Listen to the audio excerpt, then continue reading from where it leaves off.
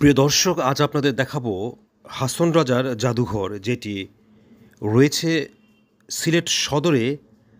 যে জাদুঘরের নাম হাসন রাজার জাদুঘর নামে বেশি পরিচিত, এবং তার পরের ভিডিওতে দেখাবো সুনামগঞ্জে অবস্থিত হাসন রাজা মিউজিয়াম, যেই মিউজিয়ামটি রয়েছে তার পৈতৃক ভিটিতে। প্রথমে আপনাদের দেখাবো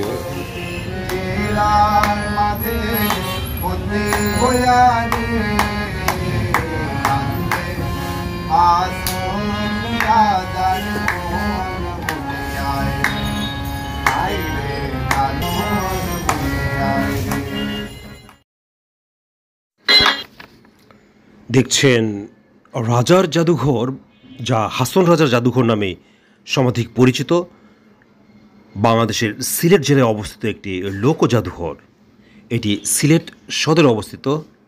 যারা সিলেটে বেড়াতে গিয়েছেন, যারা পাঁচ ভাই রেস্টুরেন্টে খেয়েছেন, এই রেস্টুরেন্টের খুব নিকটে এই জাদুঘর।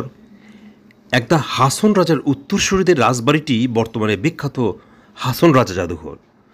জাদুঘরটি সিলেট সিটি কর্পোরেশনের প্রাণকেন্দ্র জিন্দাবাজারে অবস্থিত।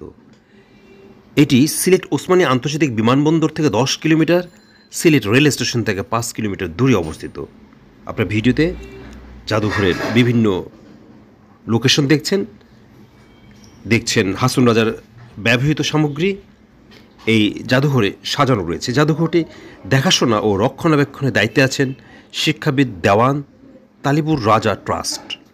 দেওয়ান তালিবুর রাজা হাসান রাজার প্রপৌত্র সিলেটের জমিদার এবং কবি দেওয়ান হাসন রাজা চৌধুরীকে কেন্দ্র রেখে লোকসঙ্গীত এবং কবিতা দিয়ে সাজানো হয়েছে জাদুঘরটি। 2006 সালের 30শে জুন জাদুঘরের উদ্যোগে সহস্র সঙ্গীতপ্রেমী সমবেত হয়ে একই সঙ্গে একতারা বাজায়, যা এক অনন্য ব্যতিক্রম আয়োজন। রাজাকুঞ্জ হচ্ছে শতবর্ষী পুরাতন টিন শেডের দালান, যাতে অল্প কয়েকটি কক্ষ আছে। প্রধান ফটকের কয়েক মিটার পরেই জাদুঘরের অবস্থান। দর্শনার্থীদের প্রবেশপথে দেওয়ান হাসন রাজা এবং তার পুত্র একলিমুর রাজা চৌধুরীর প্রতিকৃতি স্থাপিত আছে। জাদুঘরটিতে 2টি গ্যালারি আছে। আপনারা ভিডিও দেখছেন হাসন রাজার ব্যবহৃত বিভিন্ন সামগ্রী, থালা বাসন। এই সামগ্রী তার জীবদ্দশা সে ব্যবহার করেছিল। এই গ্যালারি এবং যে 2টো গ্যালারির কথা বললাম, সেখানে তার ব্যবহৃত সব সামগ্রী দিয়ে সাজানো হয়েছে। আপনাদের ভিডিও প্রথমে বলেছি, আমাদের পরবর্তী ভিডিওতে রয়েছে সুনামগঞ্জের অবস্থিত তার পৈতৃক ভিটি, সেটিও একটি মিউজিয়াম। সেই ভিডিওটিও ফুটিয়ে তোলা হয়েছে তার পৈতৃক নিবাস। দেখছেন হাসন রাজার পোশাক। এই সিলেটের মিউজিয়ামে রয়েছে তার ব্যবহৃত সামগ্রী, খাট, চেয়ার এবং বিভিন্ন তৈজসপত্রের সমাহার। দেখছেন তার সময়ের বা তার ব্যবহার করা সামগ্রী এই মিউজিয়ামে রয়েছে।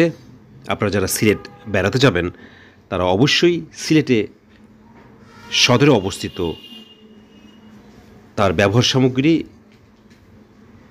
বা মিউজিয়াম ভ্রমণ করবেন। এবং একদম রাস্তার পাশে পাঁচ ভাই রেস্টুরেন্ট থেকে 2-1 মিনিটের পথ মেইন রাস্তায় এই মিউজিয়াম রয়েছে। আর যারা সুনামগঞ্জে বেড়াতে যাবেন, সুনামগঞ্জেও তার পৈতৃক ভিটি রয়েছে। যারা পর্যটক, তারা লোকেশনের অভাবে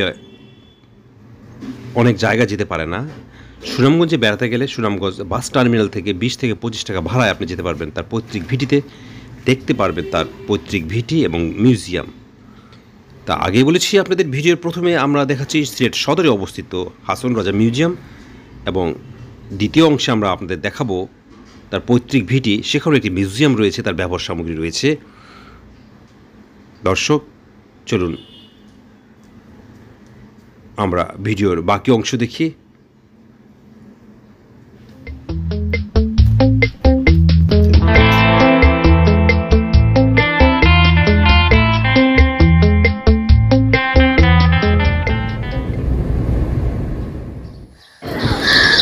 আজ আপনাদের দেখাবো সুনামগঞ্জে অবস্থিত হাসন রাজার বাড়ি।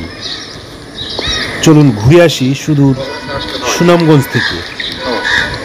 ততক্ষণ আমাদের সাথে থাকবেন। Thank you.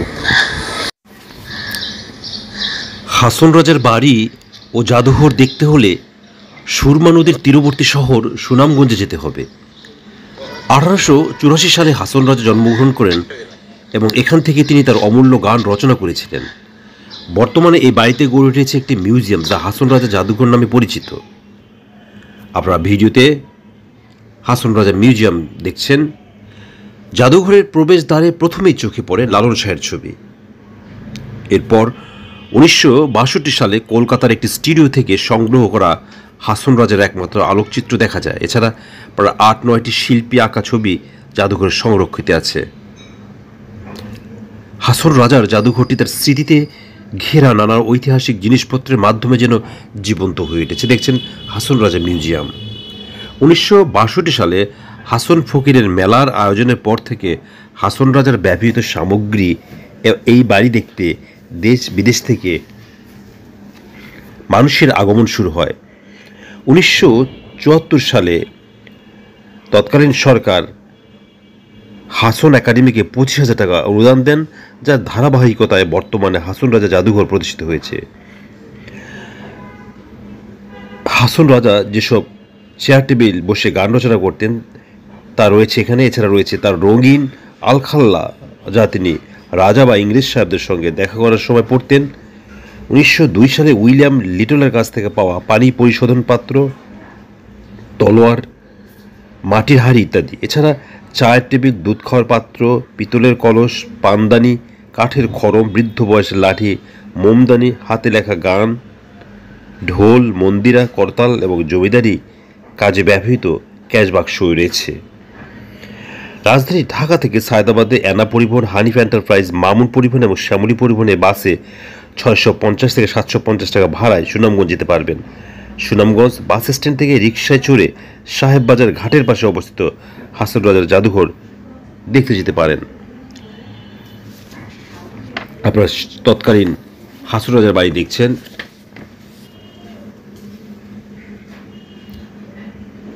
বাড়িতে ঢুকেই প্রথমে পড়বে মিউজিয়াম এবং ভিতরের অংশ এখনও রয়েছে। এই বাড়িতে তার পূর্বপুরুষরা এখনও বসবাস করে। দেখছেন একটি ছোট পুকুর।